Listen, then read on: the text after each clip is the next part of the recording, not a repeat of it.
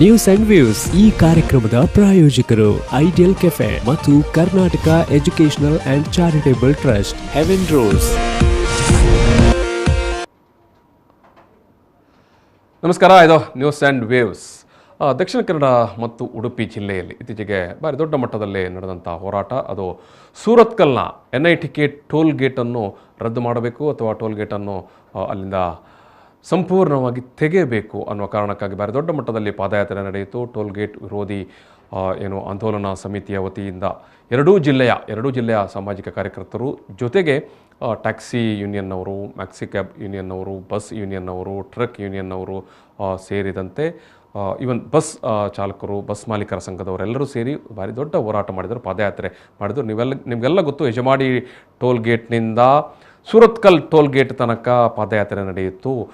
ಯಜಮಾಡಿ ಟೋಲ್ನಿಂದ ಸೂರತ್ಕಲ್ ಟೋಲ್ಗೆ ಇರುವಂಥದ್ದು ಕೇವಲ 9 ಕಿಲೋಮೀಟರ್ಗಳ ಅಂತರ. 9 ಕಿಲೋಮೀಟರ್ಗಳ ಅಂತರದಲ್ಲಿ ಈ ಹೆದ್ದಾರಿಯಲ್ಲಿ ಎರಡೆರಡು ಬಾರಿ ಟೋಲ್ ಶುಲ್ಕ ಪಾವತಿಸುವಂಥ ಒಂದು ಪರಿಸ್ಥಿತಿ ಇದೆ. ಇಡೀ ದೇಶದಲ್ಲಿ ಎಲ್ಲೂ ಈ ರೀತಿಯ ಒಂದು ಮಾದರಿ ಇಲ್ಲ. ಸೊ ಇದನ್ನು ಈ ಒಂದು ಕ್ರಮವನ್ನು ವಿರೋಧಿಸಿ ಭಾರಿ ಸಮಯಗಳಿಂದ ಹೋರಾಟ ನಡೀತಾ ಇತ್ತು. ಕೇವಲ ಭರವಸೆಗಳು ಮಾತ್ರ ಸಚಿವರಿಂದ, ಸಂಸದರಿಂದ, ಸರ್ಕಾರದಿಂದ ಮಾತ್ರ ಸಿಕ್ಕಿತ್ತು. ಇಲ್ಲಿ ತನಕ ಅಂತ ಹೇಳಿದ್ರೆ ರಾಜ್ಯ ಸರ್ಕಾರ ಈ ಒಂದು ಟೋಲನ್ನು ಇಲ್ಲಿಂದ ತೆಗಿಬೇಕು ಮತ್ತು ಅದನ್ನು ಯಜಮಾಡಿ ಟೋಲ್ ಜೊತೆಗೆ ವಿಲೀನ ಮಾಡುವುದೇ ಒಂದು ಸೂಕ್ತ ಕ್ರಮ ಅಂತ ನಿರ್ಧಾರ ಮಾಡಿದರೂ ಕೂಡ ಅದು ಜಾರಿಗೆ ಬಂದಿಲ್ಲ. ಹೆದ್ದಾರಿ ಇಲಾಖೆ ಜೊತೆಗೆ ಈ ಬಗ್ಗೆ ಮಾತುಕತೆ ನಡೆಸಿದ್ದರೂ ಕೂಡ, ಪತ್ರವ್ಯವಹಾರ ನಡೆದಿದ್ದರೂ ಕೂಡ ಅದು ಜಾರಿಗೆ ಬಂದಿಲ್ಲ.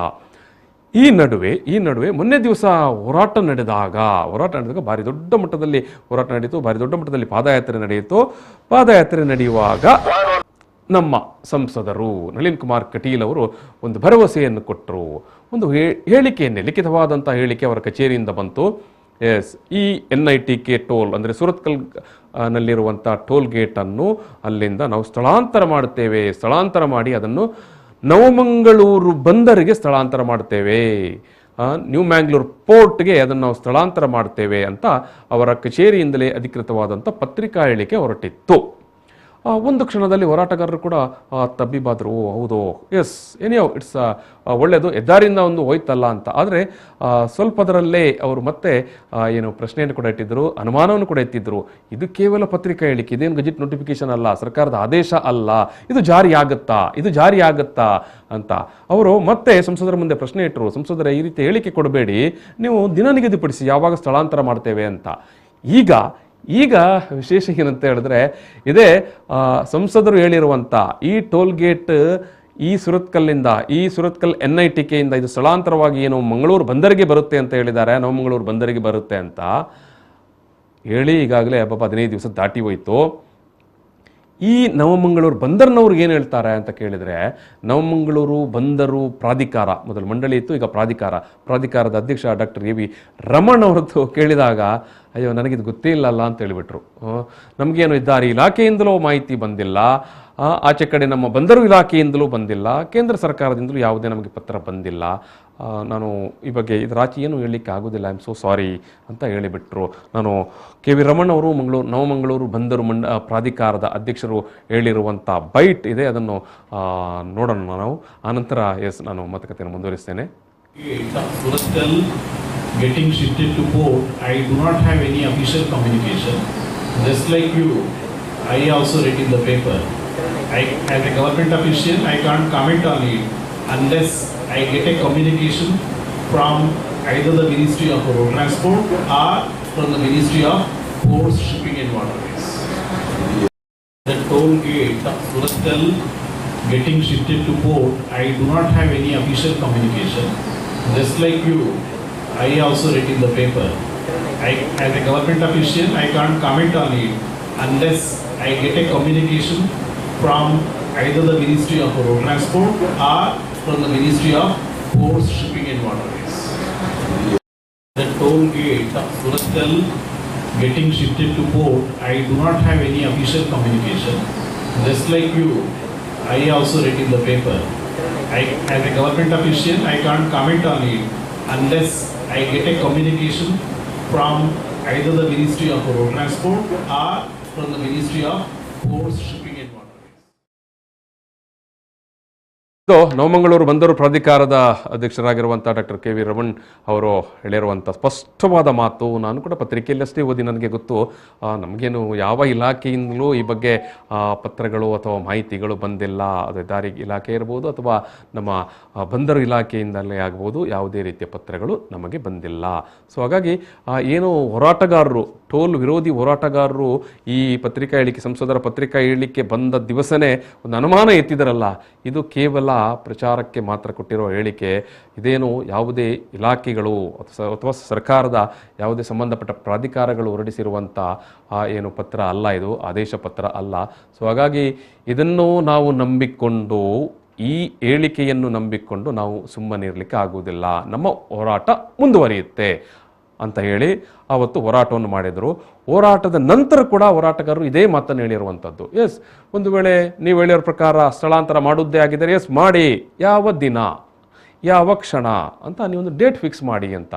ಎಸ್, ಇಲ್ಲಿ ಇವಾಗ ನಮಗೆ ಏನು ಈ ಒಂದು ವಿಚಾರವಾಗಿ ಮಾತನಾಡಲಿಕ್ಕೆ ನಮ್ಮ ಜೊತೆಗೆ ಈ ಒಂದು ಸುರತ್ಕಲ್ ಟೋಲ್ ಗೇಟ್ ವಿರೋಧಿ ಹೋರಾಟ ಸಮಿತಿಯ ಸಂಚಾಲಕರಾಗಿರುವಂಥ ಮುನೀರ್ ಕಾಟಿಪ್ಪಳ್ಳ ಅವರು ನೇರ ಸಂಪರ್ಕದಲ್ಲಿದ್ದಾರೆ. ಮುನೀರ್ ಅವರೇ ನಮಸ್ಕಾರ.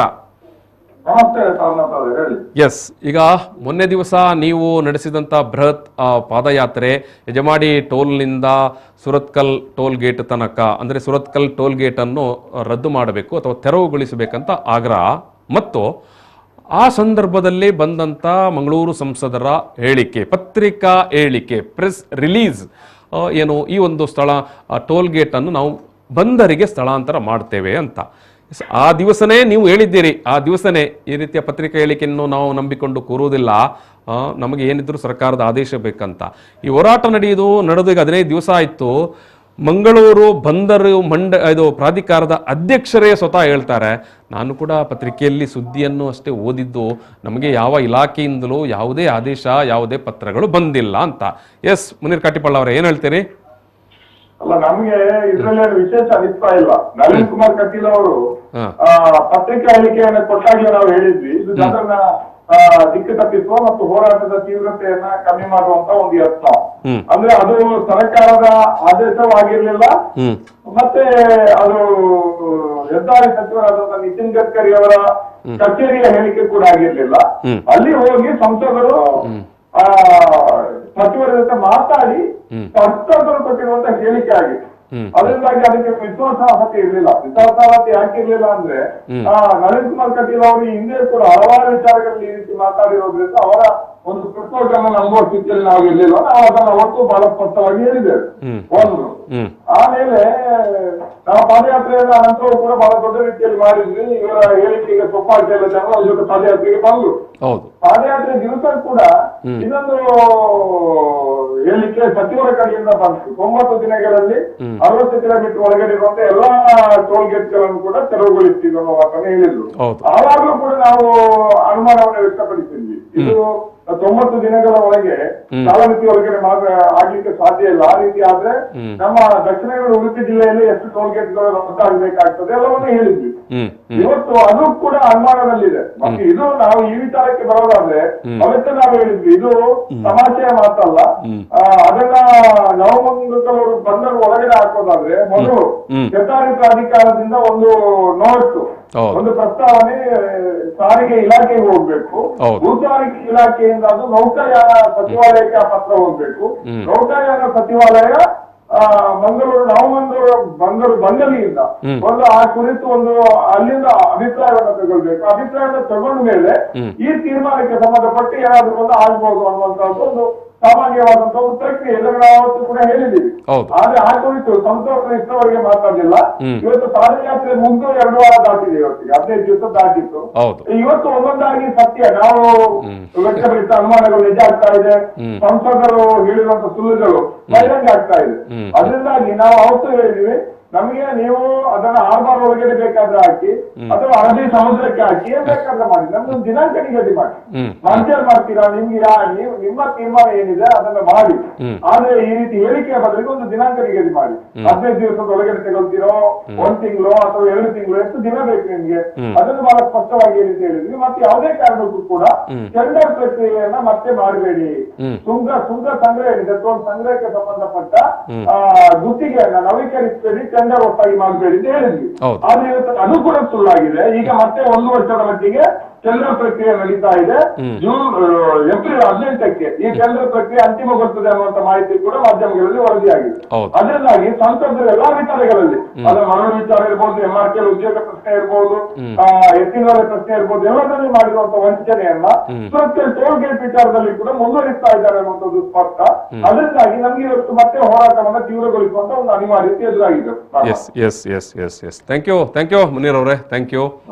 ಎಸ್, ಈ ಒಂದು ಹೆದ್ದಾರಿಯ ಕೇವಲ 9 ಕಿಲೋಮೀಟರ್ ಡಿಸ್ಟೆನ್ಸ್, ಯಜಮಾಡಿಯಲ್ಲಿ ಒಂದು ಟೋಲ್ ಗೇಟ್, ನೀವು ಉಡುಪಿ ಕಡೆಯಿಂದ ಬರೋದಾದರೆ, ಆಮೇಲೆ ಸುರತ್ಕಲಲ್ಲಿ ಒಂದು ಟೋಲ್ ಗೇಟ್, ನೀವು ಮಂಗಳೂರು ಕಡೆಯಿಂದ ಉಡುಪಿಗೆ ಹೋಗೋದಾದರೆ ಸುರತ್ಕಲ್ನ ಟೋಲ್ ಗೇಟ್, ಆನಂತರ ಯಜಮಾಡಿ ಟೋಲ್ ಗೇಟ್, ಕೇವಲ 9 ಕಿಲೋಮೀಟರ್ ಅಂತರದಲ್ಲಿ ನೀವು ಟೋಲ್ ಶುಲ್ಕ ಪಾವತಿ ಮಾಡಿ ಹೋಗಬೇಕಾಗಿದೆ.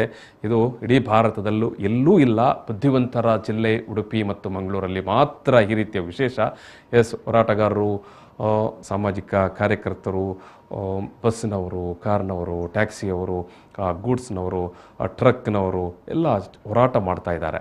ಸಾವಿರಾರು ಜನ, ಜೊತೆಗೆ ಬಸ್ಸಿನ ಪ್ರಯಾಣಿಕರು ಕೂಡ ಯಾಕಂದರೆ ಹೇಳಿದರೆ ಬಸ್ ಪ್ರಯಾಣದ ದರ ಕೂಡ ಈ ಕಾರಣಕ್ಕಾಗಿ ಆ ವ್ಯಾಪ್ತಿಯಲ್ಲಿ ಜಾಸ್ತಿ ಇದೆ.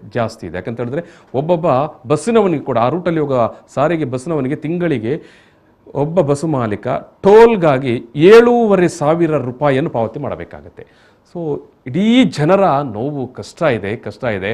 ಆದರೆ ಕೇವಲ ಹೇಳಿಕೆಗಳಲ್ಲಷ್ಟೇ ನಮ್ಮನ್ನು ಆಳುವವರು, ನಮ್ಮ ನೇತಾರರು ದಿನ ದೂಡ್ತಾ ಇದ್ದಾರೆ.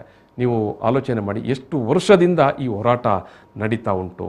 9 ಕಿಲೋಮೀಟರ್ ಅಂತರದಲ್ಲಿರುವಂಥ ಒಂದು ಟೋಲನ್ನು ತೆಗೆದುಬಿಡಿ ಅಂತ ಜನ ಒತ್ತಾಯ ಮಾಡ್ತಾ ಇರುವಂಥದ್ದು.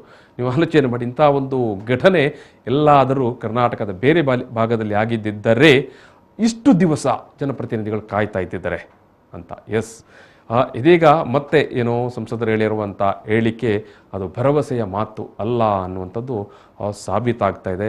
ಸಂಸದರೇ ಉತ್ತರ ಕೊಡಬೇಕು. Thank you.